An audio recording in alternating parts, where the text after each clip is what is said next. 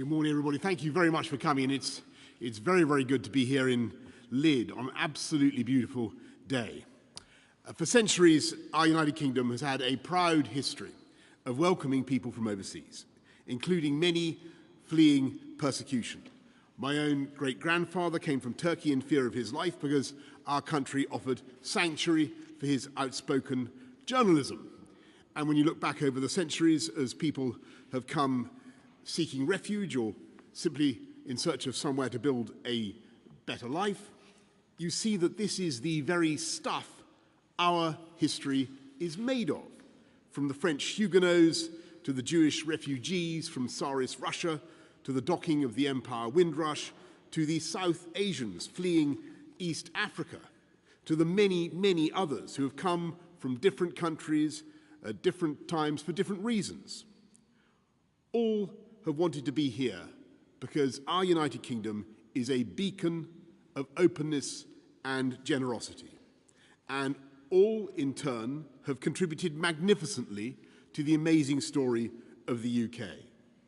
Today, that proud history of safe and legal migration is ultimately responsible for many of those working in our hospitals and on the front line of our response to the pandemic, for more than 60% of the England football team at the final of Euro 2020, for many of our country's leading figures in the worlds of business, art and culture, and I'm pleased to say for ever-growing numbers of people serving in public life, including colleagues of mine, like Nadim Zahawi, who escaped with his family from Saddam Hussein's Iraq, Dominic Raab, whose Jewish father came to Britain from Czechoslovakia to escape Nazi Germany, and Priti Patel, whose family fled persecution in Uganda. So I'm proud that this government has continued the great British tradition of providing sanctuary to those in need. In fact, doing more to resettle vulnerable people in the UK through safe and legal routes than any other government in recent history.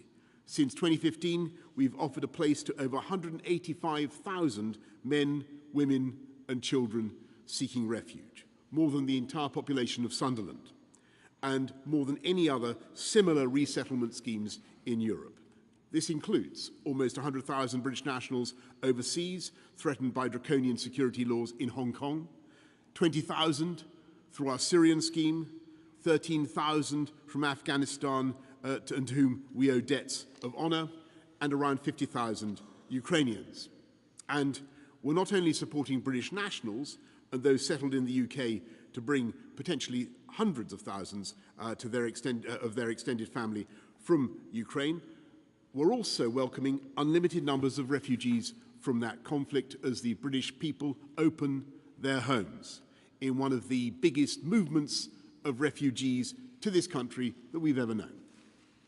And as we work with local authorities and the devolved administrations to welcome those coming from Ukraine into our communities, we will also find accommodation across our whole UK for all those who have come here previously but who are currently in hotels, because it makes absolutely no sense for the taxpayer to foot those bills running to almost £5 million a day, with the sum total of those we accommodate being concentrated in just a third of local authorities.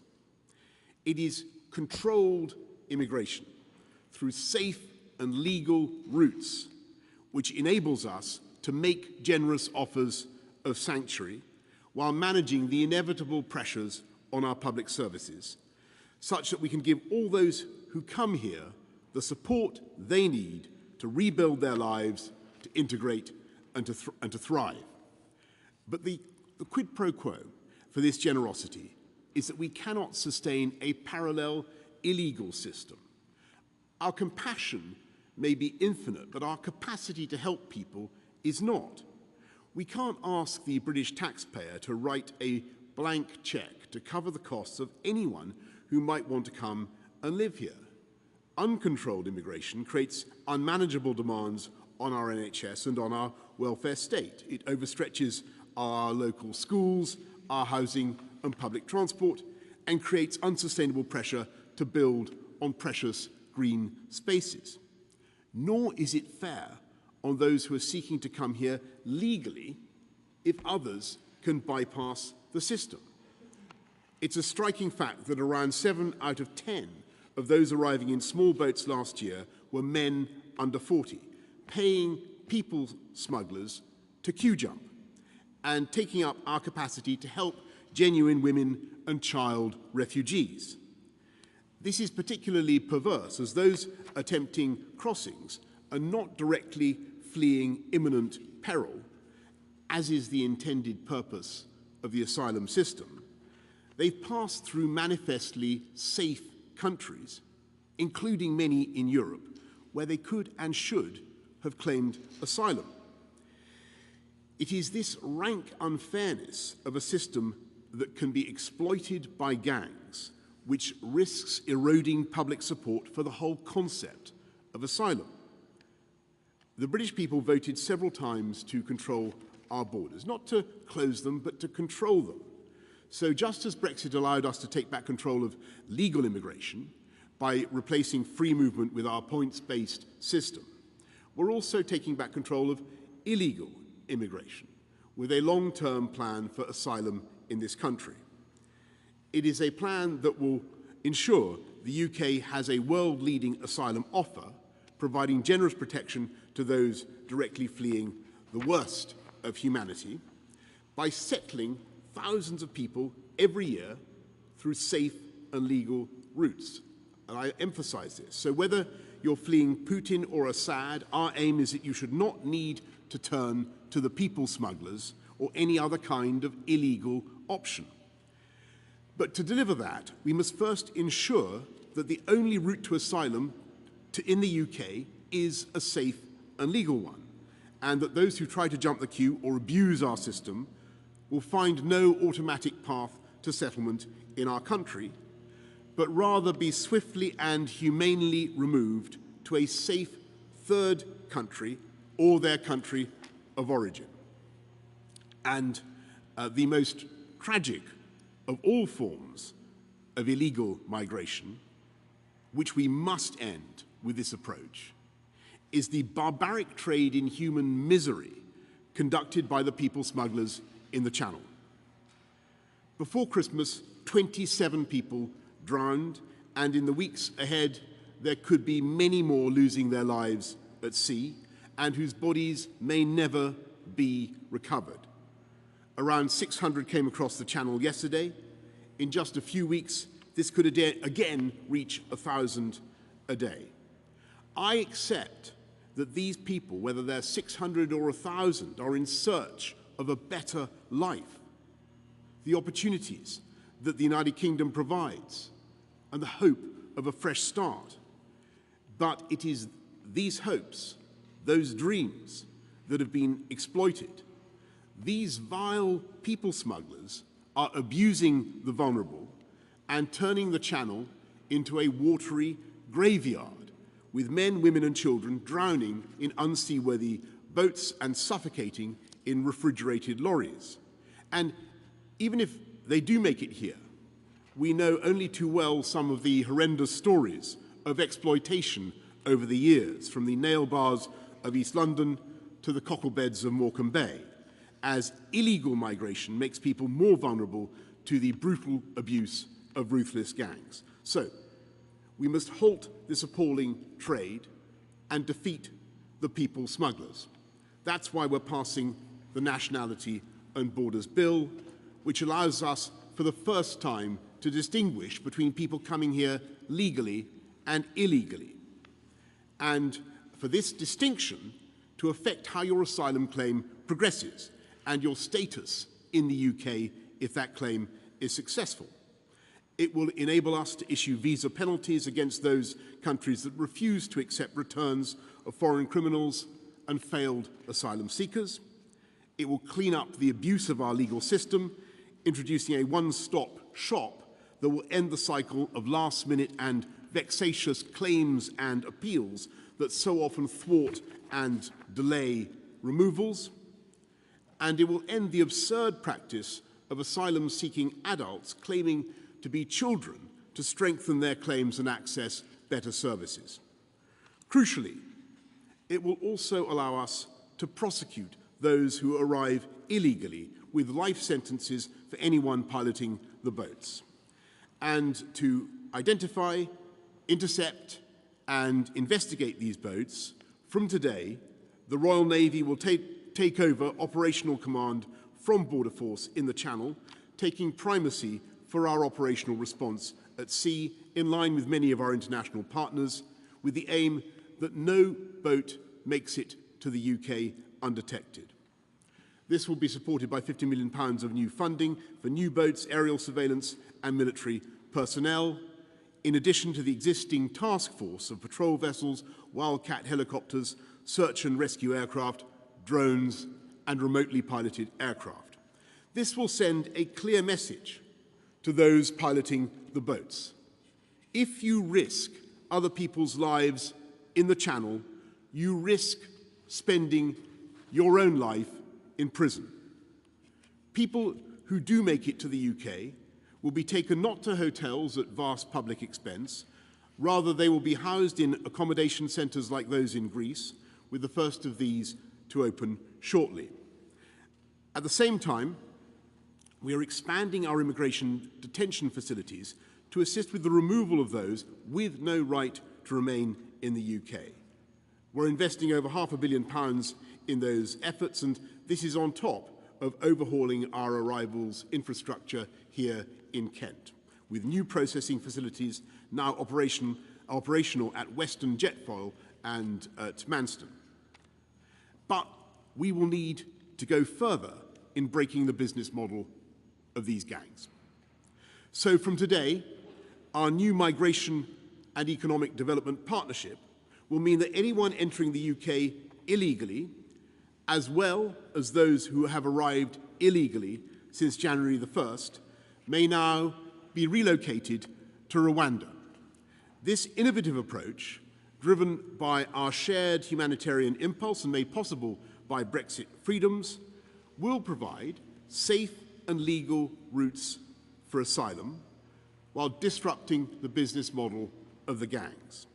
Because it means that economic migrants taking advantage of the asylum system will not get to stay in the UK, while those in genuine need will be properly protected, including with access to legal services on arrival in Rwanda, and given the opportunity to build a new life in that dynamic country, supported by the funding we are providing.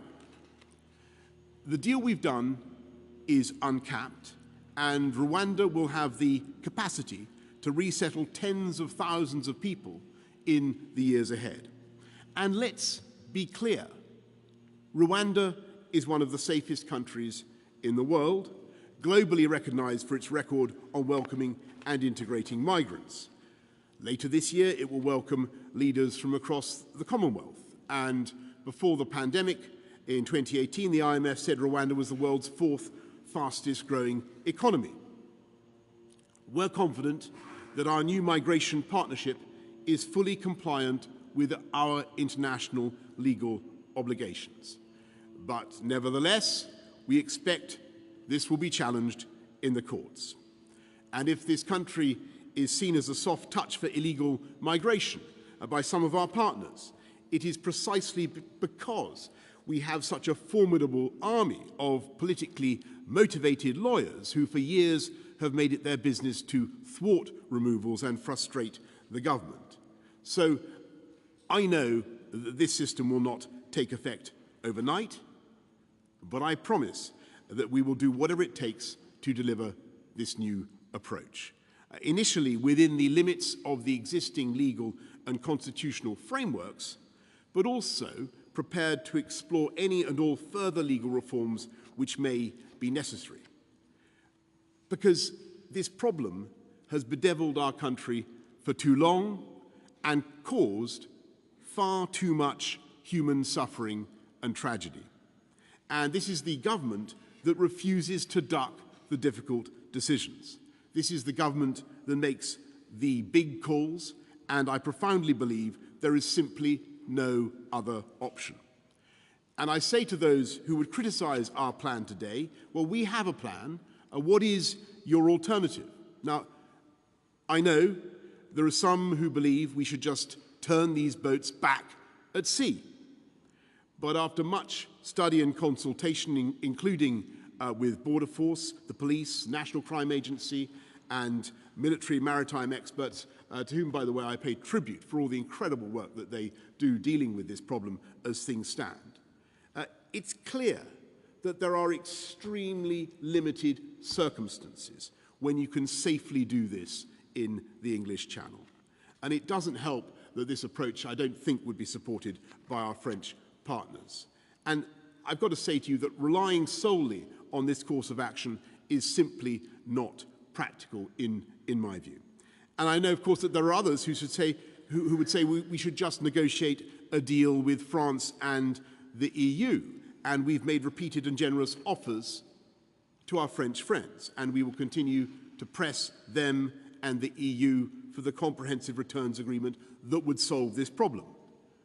We remain grateful to the gendarmes on the beach for the joint intelligence work and the cooperation that has stopped thousands of boats. We would like to deepen that work, and we continue to believe that a deal with France and the EU is in the national interests of all our countries. But we must have our own framework for full sovereignty over our borders, and we must find a way to stop these boats now, not lose thousands more lives while waiting for a deal that just doesn't exist. And I know that there will be a vocal minority who will think that these measures are draconian and lacking in compassion. And I simply don't agree. There is no humanity or compassion in allowing desperate and innocent people to have their dreams of a better life exploited by ruthless gangs as they're taken to their deaths in unseaworthy boats. And there's no humanity or compassion in endlessly condemning the people smugglers, but then time and again ducking the big calls needed to break the business model of the gangs and stop these boats from coming. And there's no humanity or compassion in calling for unlimited, safe and legal routes, offering the false hope of asylum in the UK to anyone who wants it, because that is just unsustainable. There are currently 80 million displaced people in the world, many in failed states where governments can't meet their aspirations. In an era of mobile connectivity, they are a call or a text away from potentially being swept up in the tide of people smuggling. The answer cannot be for the UK to become the haven for all of them. That's a call for open borders by the back door, a political argument masquerading as a humanitarian policy. Those in favour of this approach should be honest about it and argue for it openly.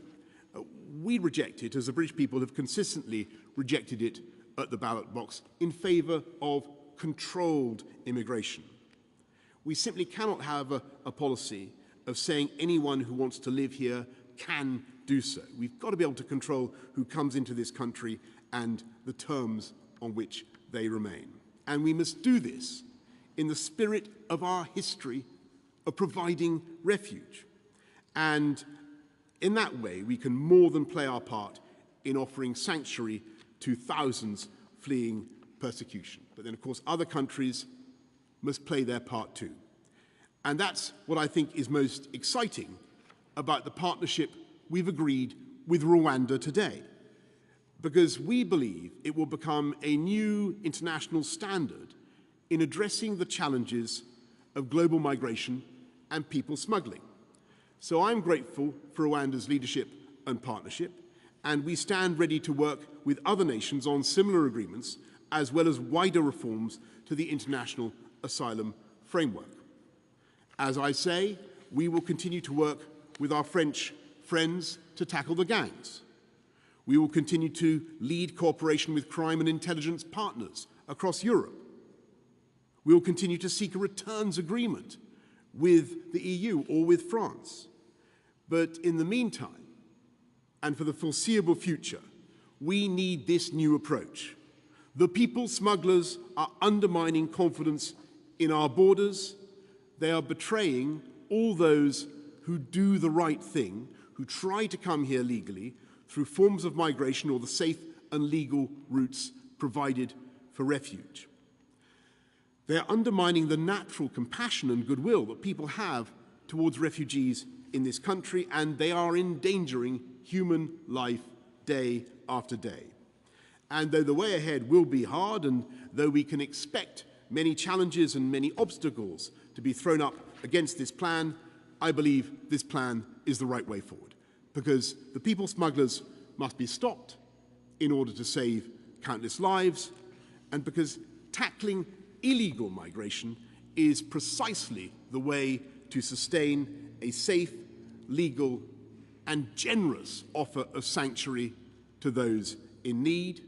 And that is in the very best traditions of this country and the values we stand for in the world.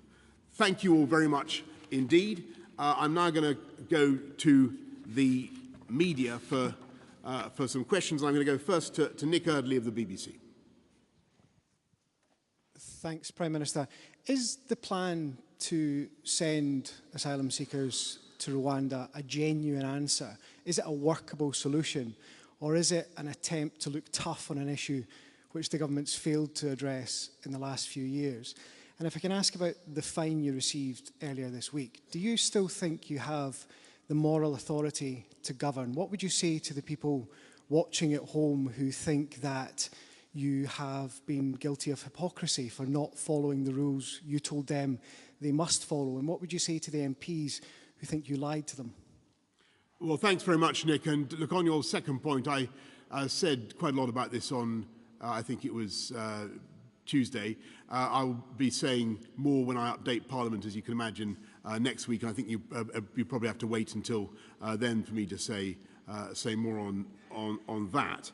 But on whether this is a solution that is a magic bullet, as it were, that can deal with the problem of illegal migration across the Channel, I want to be absolutely clear with everybody. I think that this is necessary, but it is, of course, not sufficient. There are many other things that we need to get right. We need to make sure that our legal framework is capable of dealing with the problem, as well as the practical steps that we can take. But none of the reforms to our laws will really be any good without the basic ability to get in the heads of the people smugglers and make them understand that the deal they're offering their poor, vulnerable clients is not one that stacks up. And it's to get into the heads of the people who are coming across the Channel, risking their lives in this way, that they're much, much better off going for the safe and legal routes that we have, rather than paying to jump the queue and to risk their lives. Because if they go that way, if they come across the Channel illegally in these vessels, then they risk, as I've explained, ending up not in the UK but in Rwanda. And that is something that I believe will, over time, prove a very considerable deterrent. But there are several things that you've got to get right in addition to that policy, not least the legal framework. Because I've got no doubt at all that this will be challenged, and there will be a long way to go. But it's an indispensable component of the solution. Anushka Astana, ITV. Thank you, Prime Minister. Prime Minister, the people you're talking about say they are fleeing persecution, and they often come from countries where there are no safe routes here in the UK.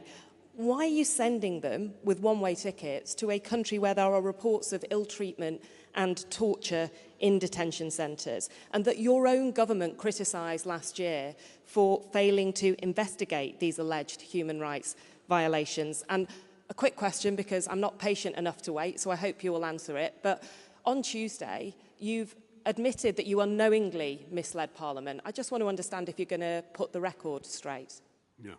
Thanks. So on the second point, again, Anushka, forgive me, you're going to have to wait until I come to Parliament. Of course, I will set the record straight in any way that I can. But on the your point about safe and legal routes, I just think it's crucial for people to understand that the UK is very, very generous. And we should be proud as a country of what we do to welcome people. 185,000 just in the last few years. And it's not just the people who came under op pitting from Afghanistan. We're opening our arms to more. What we're doing with the Ukrainian scheme is two uncapped systems of looking after people coming from Ukraine. This is a country that is built on successful immigration by safe and legal routes. But what we're trying to do is to buttress that, to shore it up in people's imaginations, to make sure that people believe in it and trust our immigration system by cracking down on the illegal approach and on the people smuggling. And I just want to say something about Rwanda, because I think there's a risk of stereotyping here. And Rwanda is totally transformed over the last few decades. It's a very, very different country from what it was. And we are making sure that we have a very, very high degree of confidence about the way people will be received in Rwanda. We're today publishing a long memorandum of understanding between the UK and Rwanda about how they will be received and treated. And this is not something that we have put together overnight. This has been 9 months in preparation. So I would just urge people, not to think in a blinkered way about Rwanda.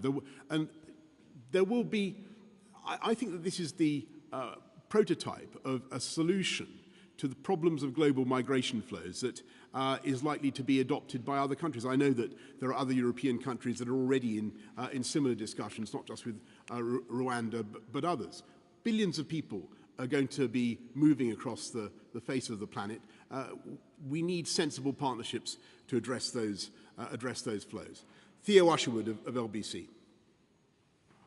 Prime Minister, last year more than 28,000 migrants crossed the Channel. Is your aim to bring that number down, and what will you do if this policy fails to do that? And just on Partygate, you told the Commons on December the 8th that it goes without saying that if the rules were broken, and then there will be disciplinary action for all those involved. When you go to Parliament next week and you speak to MPs and you're in the House of Commons, will you detail what that disciplinary action is that you've imposed on those who work for you and indeed yourself?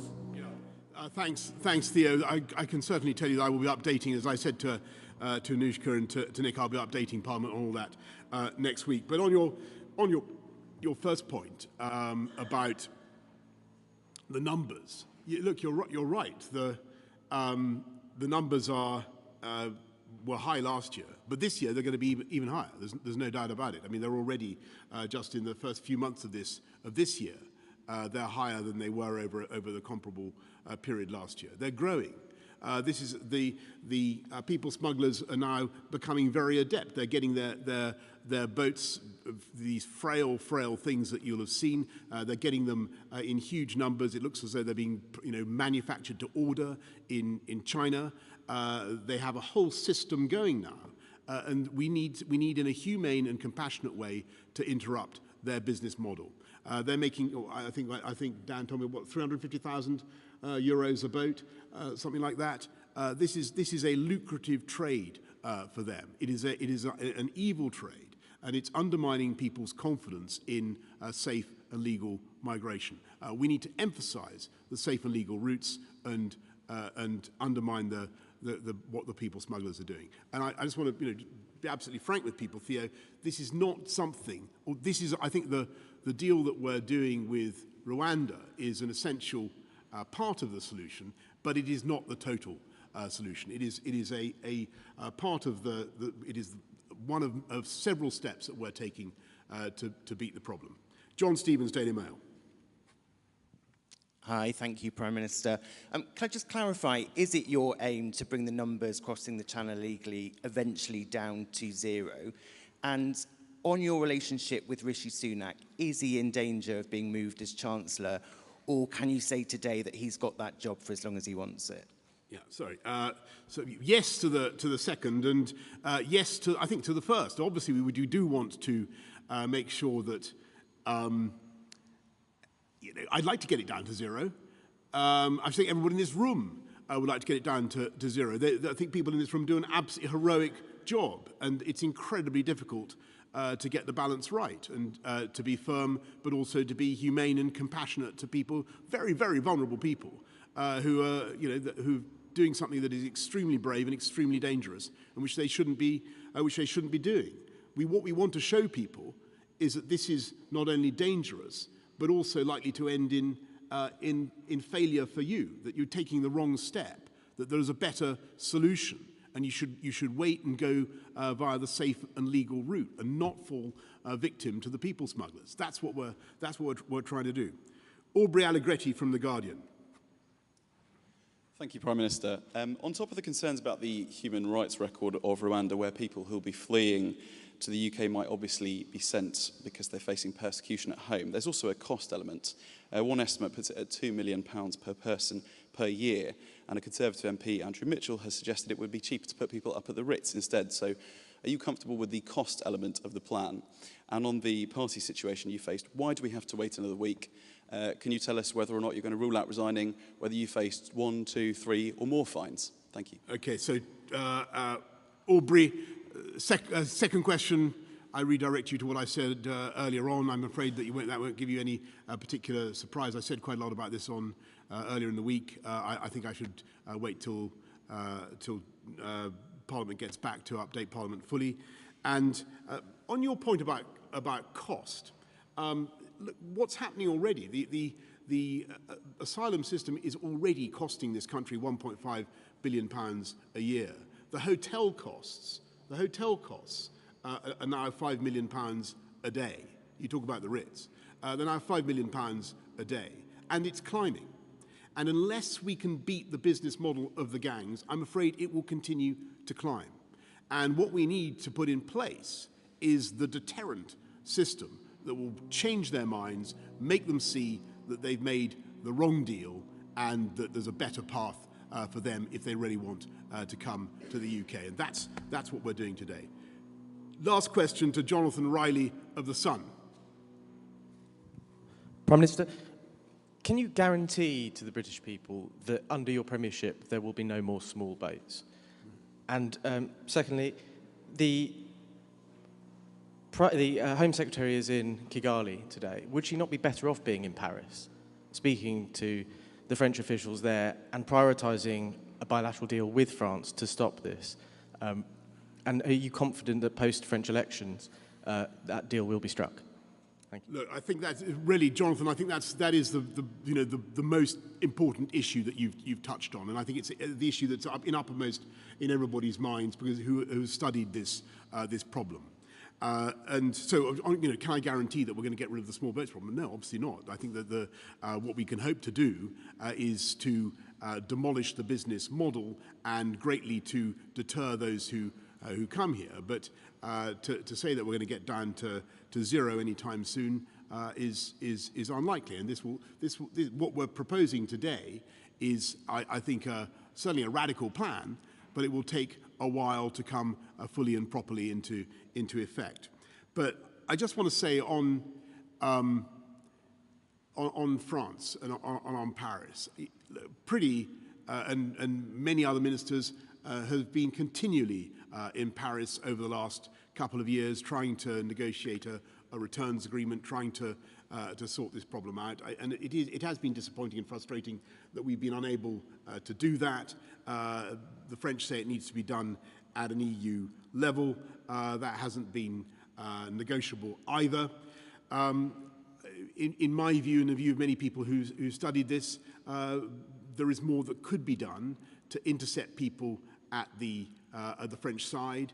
There is more that could be done on the beaches in France and now in Belgium as well. But we're not here to try to find fault with anybody else today. Today is about the UK coming up with its own solution in the absence of a proper agreement with France. And that's what we're doing, and we'll continue to work with. I mean, a lot of the cooperation with the French is excellent. We just think it could go further, and there's more to do. I think that'd be probably a fair summary of it.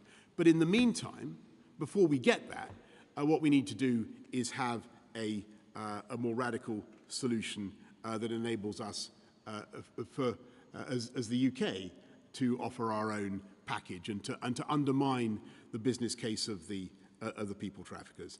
And that's what we're doing. That's the purpose of this whole package: the military primacy, the new reception centres, and the new migration and economic partnership deal with Rwanda. That's what we're trying to do.